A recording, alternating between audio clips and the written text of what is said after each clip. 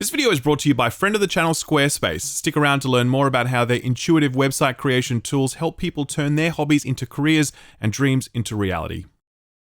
Golems! I mean gamers! First of all, let me say a huge thank you to everyone who showed up for the charity stream over the weekend. We raised over $9,000 for cancer research, and we had plenty of fun while doing it, at least I did, exploring the new Destiny Season of the Deep, including the newly released dungeon, which is an absolute banger. Bungie have done the impossible. They have invented the first ever underwater level in a video game that doesn't suck, so kudos to them. So that was a great weekend, and I've also spent the past week playing Diablo 4 in preparation for a review. A huge amount to say on that one. We'll talk more about it later in the episode. Finally, a very big hello to all the new subscribers that have joined the channel this past week. The Gollum review has gone a lot larger than expected, and we've had around 15,000 new subscribers on this channel in just the past few days. So welcome aboard. It would be nice if your arrival was under better circumstances, but if Gollum is the thing that unites us, then better that than nothing, right? Speaking of Gollum. Gollum. Funny how the video game would go on to perfectly match the source material. A game so wretched and so loathsome that it evokes both pity and anger in equal measure. When I was reviewing Gollum, I was like, oh my god, what have they done? I genuinely had not played a game as bad as this since, I don't know, that Dungeons and Dragons Dark Alliance game back in 2021, and even that wasn't nearly as bad as this. It's just so rare to see a game of this quality released these days, since the overall standard of releases is just much higher than it was in the PS1 or PS2 era, where phoned-in budget-level movie tie-ins were a lot more commonplace. But even then, that's no excuse, since the PS2 Lord of the Rings games were some of the best movie tie-in games ever. Shout out in the comment section if you experienced those masterpieces back in the day. Gollum, on the other hand, has the dubious honor of being the lowest rated game of 2023, and I feel like it's the lowest rated major release in years. I really can't recall a major release reviewing this badly in the entire time I've been covering games, and that included legendary clangers like Anthem, Fallout 76, and Wolfenstein Youngblood. People are asking me like, is this worse than Redfall? And it's like, bro, there is no fucking comparison. Redfall is very, very not good, but Gollum is just very, very bad. I know that sounds like tricksy wordplay, but for all of Redfall's failures, it was still in the general vicinity of being a functional game that some people might enjoy. Gollum, on the other hand, I think the only people who are enjoying this game are streamers and YouTubers hoping to mine it for clicks. And I'm pretty certain they're the only people playing this game. On Steam, the title sits at 35% mostly negative, but more tellingly, there are only 227 reviews. By comparison, the Starship Troopers game, which launched into early access at around the same time and has had almost no marketing pump behind it, it has nearly 13,000 reviews. Want another metric to showcase just how badly this has gone for the publishers? On PC, Gollum peaked at a concurrent player count of 502. At the time of writing, 66 people were playing Gollum less than a week after its release. As sure as night follows day and Mountain Dew follows Doritos, we got ourselves a genuine apology.jpg this past week. Quote, "Dear players, we would like to sincerely apologize for the underwhelming experience many of you have had with The Lord of the Ring Gollum upon its release. We acknowledge and deeply regret that the game did not meet the expectations we set for ourselves and for our dedicated community. Please accept our sincerest apologies for any disappointment this may have caused," end quote. So like Gollum has reached the point where it's been dunked on so much that you kind of feel sorry for it now. And like, yeah, that's the human, empathetic, compassionate response, of course. But at the same time, Daedalic co-published this with Nacon, and these companies took your money after selling you something truly awful, and they knew it was awful. So it's like, fuck off with these apologies, right? As Dolan Dark amply demonstrates with his curated JPEG collection, these apologies don't mean shit. If you genuinely didn't know there were problems and then all of a sudden they materialized when the game shipped, then yeah, I mean, let's have that conversation. But everyone involved in the making and publishing of this game knew what this game was before they slapped that $60 or $70 price tag on it and sent it out to die. I mean, they probably had this apology drafted 3 months ago, right?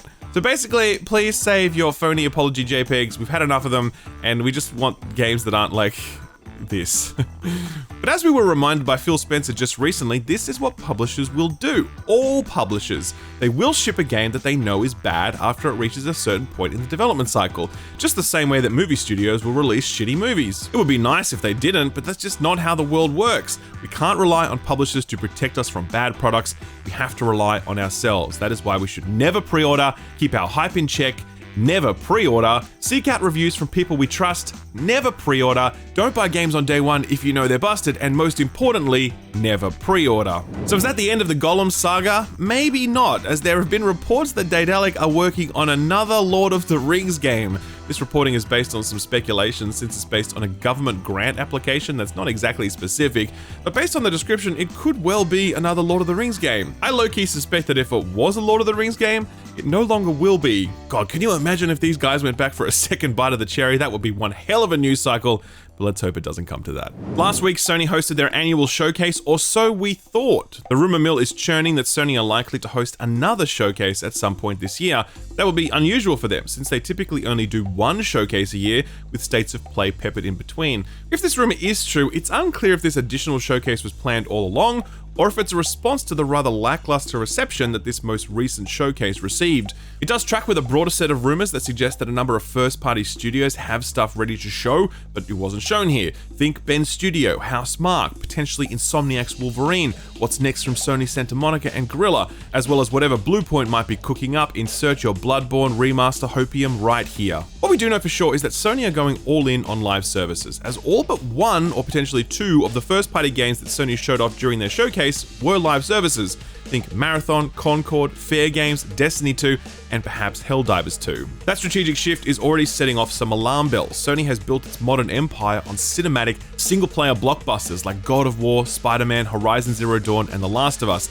To pivot so hard towards online multiplayer games that are primarily intended to sell microtransactions, that's not a particularly appealing vision for your average Sony fan. But you should know that when it comes to all this stuff, Sony aren't just dipping in their toe, they are going head first.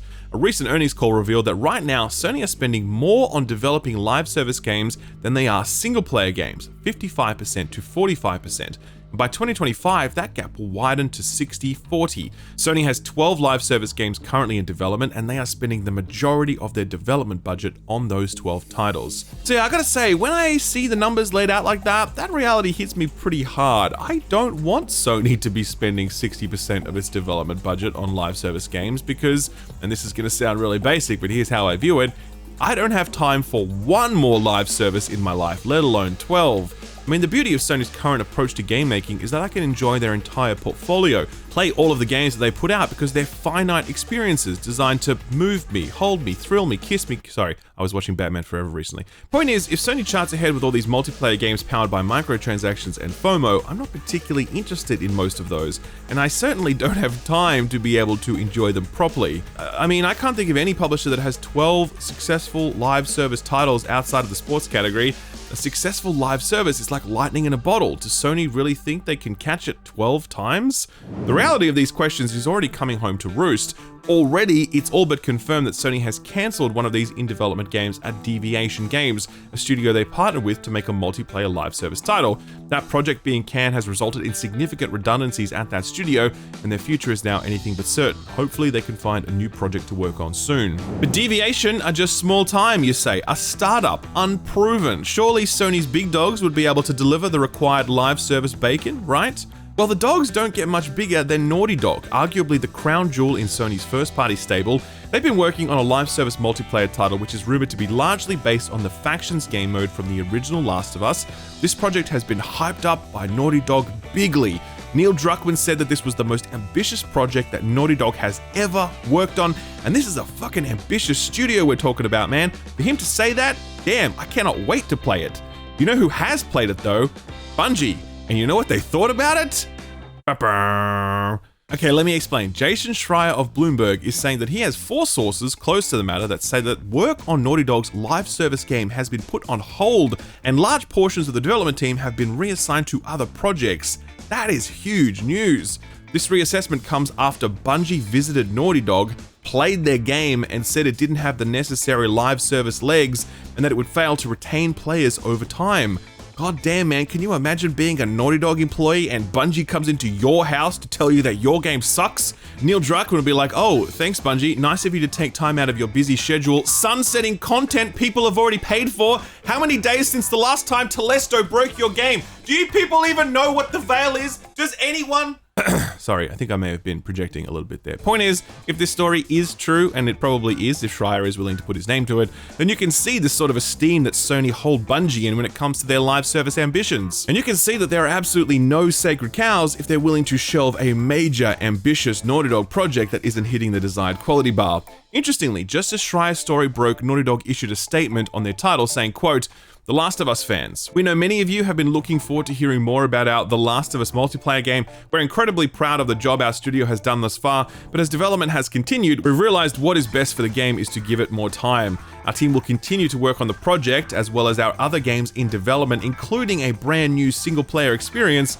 We look forward to sharing more soon, end quote. So they don't give much away in there, except for the fact that they're working on a new single-player title, but they also don't rebut Schreier's reporting, indicating that what he says is probably true. Gotta be a real wake-up call for Sony's leadership to see Naughy Dog stumble like this after literally decades of system-selling blockbusters.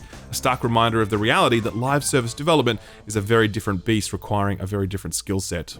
Hey, let's talk about remakes, because there's a hell of a lot of them going at the moment, but we got an update on 3 of the big ones this week. First up is the Prince of Persia remake. Oh man, so if you've been following this one, you'd know that it's in the deepest, darkest reaches of development hell, the title languishing for years at one of Ubisoft's smaller studios before eventually being taken off them and handed to Ubisoft Montreal, the original birthplace of the Prince of Persia series. There was the hope that a lot of the work that the previous team had done could be retained, springboarding the remake into an imminent release. In a recent FAQ on the project, Ubisoft have confirmed that they are now in the conception phase, saying, quote, "Now we're building up the team, defining the priorities, putting prototypes together, testing elements, and looking at how we can include community feedback in the development as well. It's still in an early stage, and players should not expect to hear more about the game this year, but rest assured we're all putting our strengths and heart into this project," end quote. Not exactly what we want to hear for a game that's been in development for this long. Sadly, it looks as though this remake is still many, many years away. While we're on the topic of doomed remakes, how about that KOTOR remake? Well, apparently that's still alive, despite rumors to the contrary. The confirmation comes from publisher Embracer Group, who in a recent update on their projects confirmed that it was still pushing forward with the remake, despite the project essentially collapsing in the hands of developer Aspyr Media. We don't even know if they're the ones still working on it or if it's been handed to another team. I suspect we won't be finding out anytime soon. Finally, how about that Metal Gear 3 remake? Well, that was revealed last week, resulting in plenty of hype and excitement from most people. Not everyone though, more on that soon. For now though, Konami have confirmed that the remake will not be changing any story details, and it will feature the full original voice cast. To be honest, that is a relief, because I was definitely worried that Konami would try to provide their own modern spin on Kojima's masterpiece, and that would have been straight up no bueno. As for who's making it, Konami have confirmed that their internal development team is leading the project, and that team does include members of the original Metal Gear Solid 3 dev team, Kojima's old production unit that have produced all the Metal Gear games we know and love. Again, a very encouraging sign that definitely tips the odds in this project's favor. So all of those are good things, but yeah, I'm still pretty skeptical. I'll believe it when I see it. I also don't like how much Kojima's name has been scrubbed from the proceedings. I mean, sure, go ahead and remake the game, but at least say Kojima's name when you're talking about why these games are so beloved. It's a sentiment clearly shared by Jeff Keighley, who responded to a tweet on the official Metal Gear Solid Twitter account by asking, "Who created this game though?" The legendary Keighley-Kojima bromance. Find yourself someone that looks at you the way that Keighley looks at Kojima. If you're interested in more of that, by the way, we actually had Jeff Keighley on the Friends Per Second podcast this past week, and we asked him his thoughts on the remake, and yeah, he wasn't exactly very excited about it. If you want to see that interview in full, I'll leave a link below the like button. A quick lightning round to finish off. Microsoft has committed itself to the handheld market, but not in the way you'd hope. While Xbox have no plans for a dedicated handheld, they're more than happy to see handhelds like the Asus ROG Ally hit the market, providing a portable window into Xbox's ecosystem.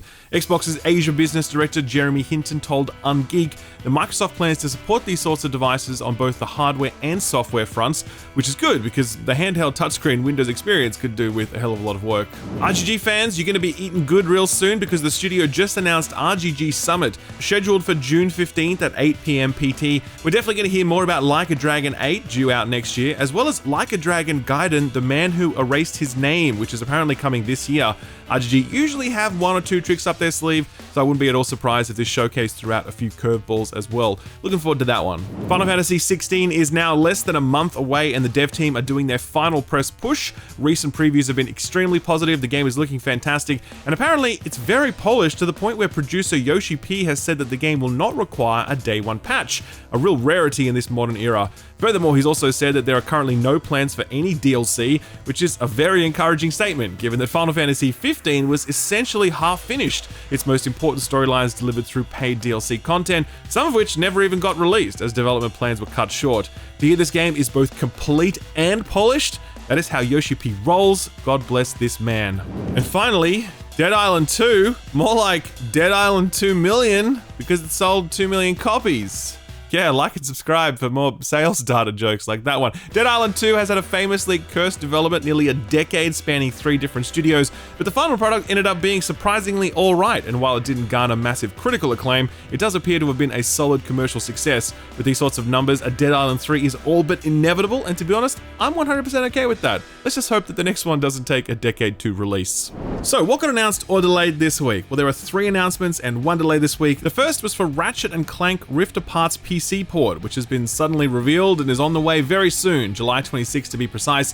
Not a surprising announcement given that Sony are bringing everything but Bloodborne to PC these days. The reveal trailer showcases the full suite of PC features the port will support, and the blog post reveals that the port is being handled by Nixxes Software, who did the excellent PC ports for the Spider-Man games. Great team behind this, so there's every reason to hope that we don't see another Last of Us 1 PC port drama, because we've had well and truly enough of those this year. Next up is the Alone and the Dark reboot, which now has an official release date locked in, October 25th. That's not all though. A recent showcase revealed that the game will have the choice of 2 different protagonists, each of which providing their own take on the singular storyline. Best of all, THQ have roped in some top-tier talent to voice these characters. Jodie Comer, known for her work on Killing Eve and Free Guy, and the man himself, David Harbour, best known for his role on Stranger Things, as well as Black Widow's crazy Russian dad. That is a strong cast. This game is looking interesting. Definitely hoping THQ land this one and bring Alone in the Dark back into the mix, because it's been on the bench for far too long. Total War PHARAOH was revealed this week by way of a cinematic trailer. We don't know a huge amount about the game yet, other than its release window, October of this year. Many Total War fans have questions about how historically accurate this might be versus the more fantasy-inspired Total War titles. Those questions will no doubt persist until Creative Assembly and Sega show us more of the title at a later date. And finally, the one delay announcement this week was for HOMEWORLD 3, currently in development over at Blackbird Interactive, published by Gearbox. This one was meant to ship this year, but it's received a hefty shove right back to February of next year. We're starting the whole stacked February tradition early, I see. I actually played an early build of HOMEWORLD 3 last year, and I absolutely loved it. Though I'm a HOMEWORLD fan from back in the day, so I was always going to be pretty easy to please. Already, it seems like Blackbird are nailing the visual and sound design that is so central to this real-time space strategy experience. So if they say they need more time, then I say God bless and good luck. I look forward to playing it when it is done.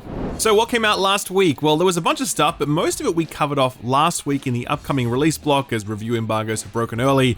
As a quick recap, Planet of Lana hit last week. TLDR, it's great if you enjoy those 2D exploratory side-scrollers. We don't expect it to rock your world with lots of new ideas or mechanics. Same goes for Warhammer 40k Bolt Gun, actually. A really solid title that does what it says on the tin, but it's definitely not breaking new ground in the boomer shooter market. Finally, Star Trek Resurgence dropped, and it appears to be one for the fans. Nailing its source material if you're into that sort of thing, but probably not having a lot of appeal to non-Trekkies, aka normies.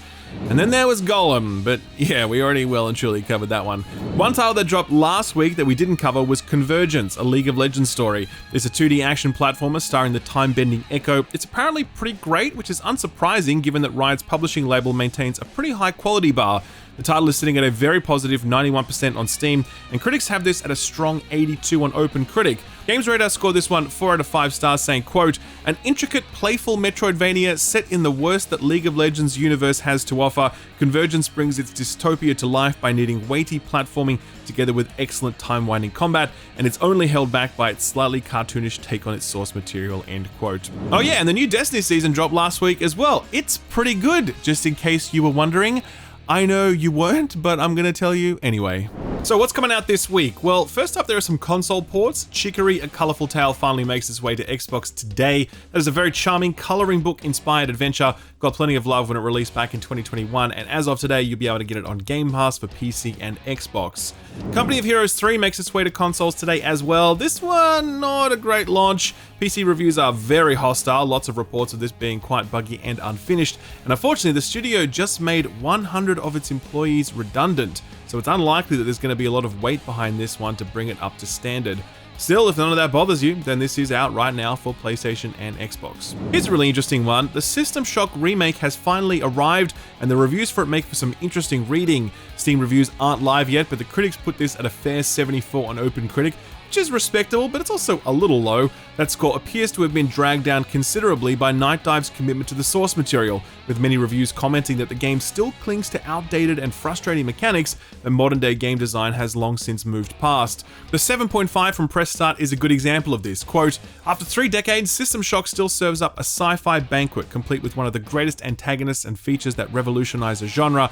Classic games are left open to classic stumbling blocks, however, and some of the design shows considerable depreciation," end quote. If you really butt up against it, you may end up feeling similar to Checkpoint, who scored the game a 5.5, saying, quote, "If you don't mind the sometimes murderous level of difficulty, tons of backtracking, and minimal handholding, System Shock may be a compelling piece of gaming history that is worth checking out," end quote.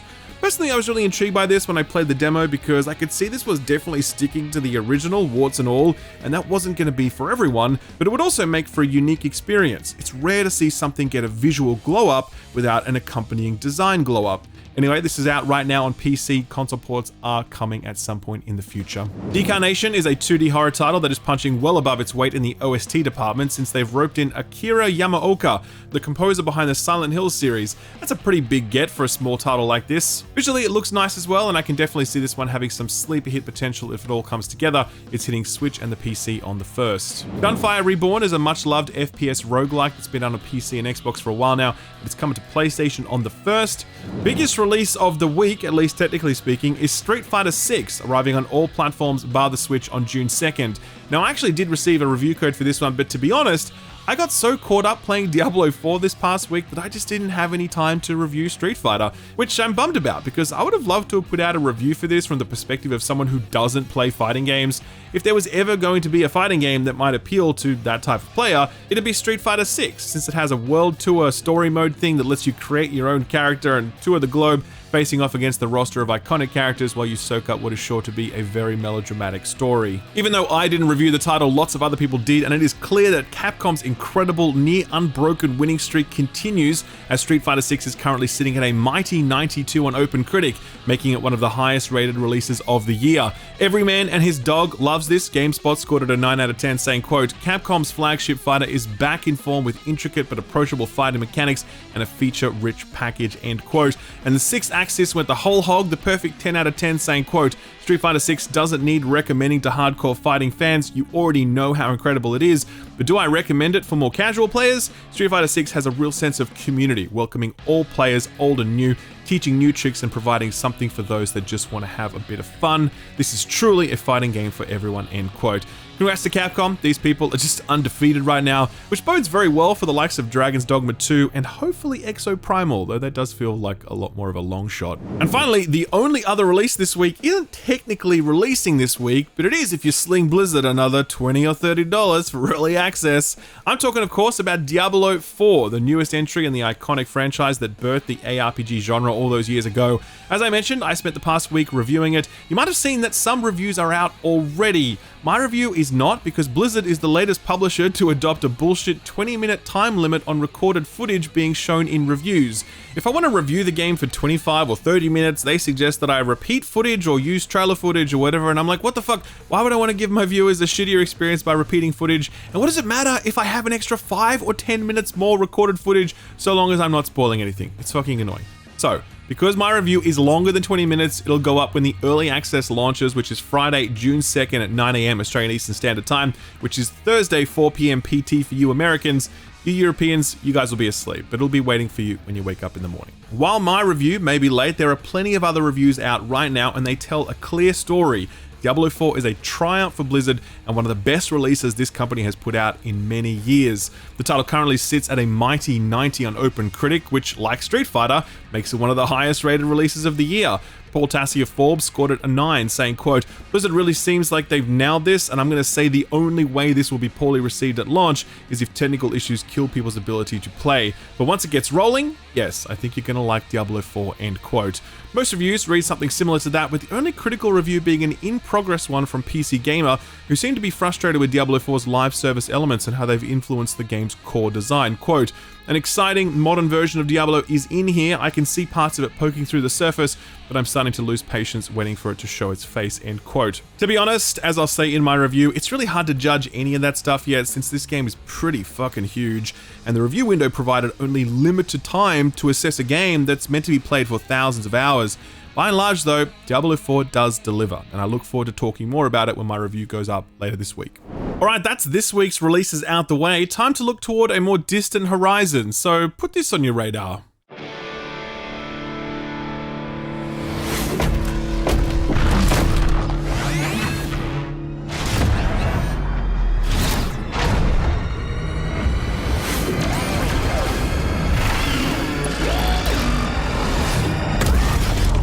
There have been a few roguelike first-person shooters that I know of, GUNFIRE Reborn, which I mentioned earlier, RoboQuest is another, and here comes a new challenger. It's called Battle Shapers, and it's a self-published title from developer Metric Empire. This is their first Steam release, but the quality of their output indicates that this is unlikely their first rodeo. Battle Shapers has some excellent visuals, art design, UI, and animations that hint at plenty of experience on the team making this one.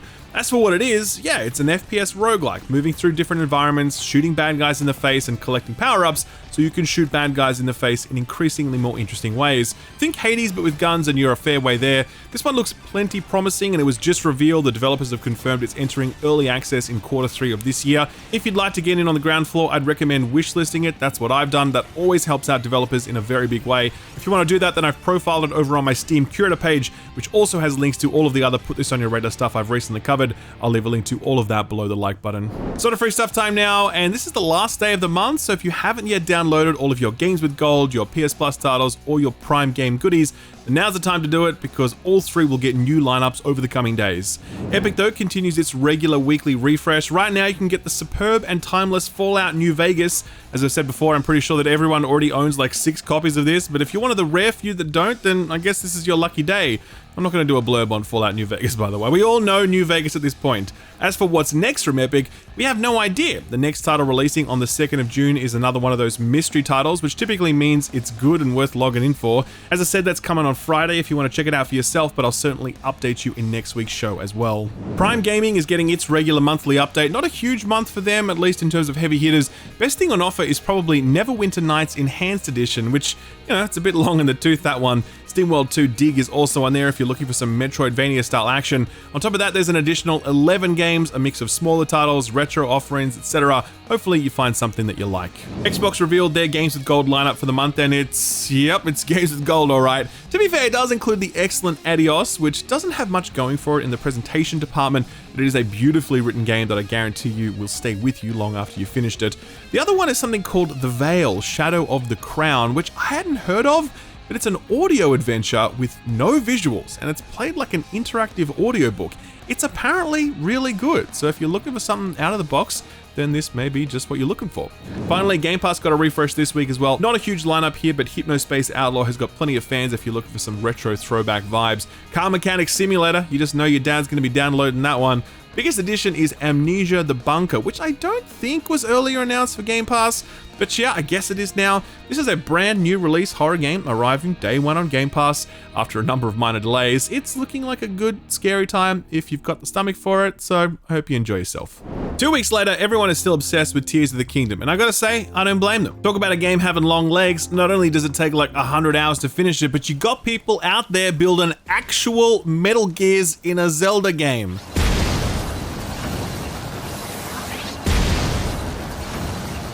This week's feel-good story isn't about contraptions though, it's about records, because Tears of the Kingdom has gone on to smash an actual Guinness World Record, and that record is the fastest selling Nintendo game. Tears of the Kingdom sold 10 million copies in 3 days, meaning it beat the record previously held by Super Smash Bros. Ultimate back in 2018.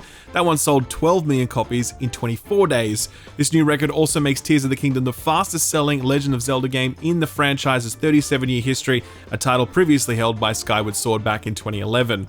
There are apparently other Zelda-related Guinness World Records though, which I was surprised to learn. Apparently the most expensive Zelda cartridge is worth about £2,000.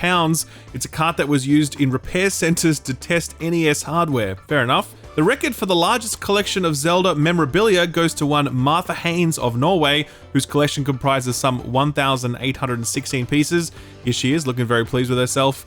Really scraping the bottom of the barrel is a Guinness World Record for the largest number of equipable weapons in a Zelda game, which I guess goes to Breath of the Wild's 153 weapons. Not sure if that'll change after Tears of the Kingdom. Man, Guinness really have a category for everything, don't they? What's next? Fastest viewed shill-up video? That's Gollum, by the way. Damn, really depressing to know that if Guinness were to ever come a knockin', it'd be to memorialize my Gollum video. Oh well, silver linings and all that. Alright nerds, that's the show for the week. I hope you enjoyed yourself, and if you did, then you know the drill. Like, comment, subscribe, ding the bell, all that jazz. Later this week, I will have that Diablo 4 review up, and then the following week, we'll do one more news show before I ship off to LA for the Summer Games Fest. My schedule over there is absolutely packed. I'm talking 4 straight days, back-to-back, hands-on sessions and showcases, no breaks in between. It's going to be totally nuts, and there's going to be a hell of a lot of content going up on the channel during that period, but we'll talk more about that next week. For now, I hope you enjoy Street Fighter or Diablo 4 or whatever your poison might be. Thank you for stopping by, and I'll see you real soon. Let's talk about breaking into the games coverage business. A lot of people ask me how to join games media or become a YouTuber, etc. Truth is, there are a lot of paths into this gig. For me personally, I like making videos, so YouTube works. But what if you're all about the written word and want to write for a publication, or maybe even start a publication of your own? Well, if that's the case, then you're going to want to set up your own website, ideally with Squarespace. Squarespace lets you create professional looking websites in minutes. They have a whole bunch of really customizable templates you can tweak to your own preference, and in no time at all, you can have space online where you can begin writing and publishing your own work. Maybe that site is kind of like a portfolio that an outlet might look at when you're applying for a gig, or maybe you just go independent and do your own coverage your own way.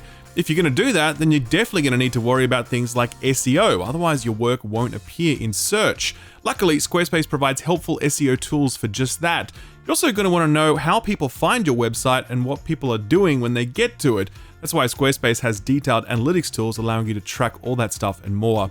Since 2003, Squarespace has been helping people turn their dreams into reality. So if there's a passion that you'd like to make a career, then check out Squarespace for free by visiting squarespace.com. And when you're ready to get serious, use offer code SKILLUP at checkout for 10% off your purchase of a domain name.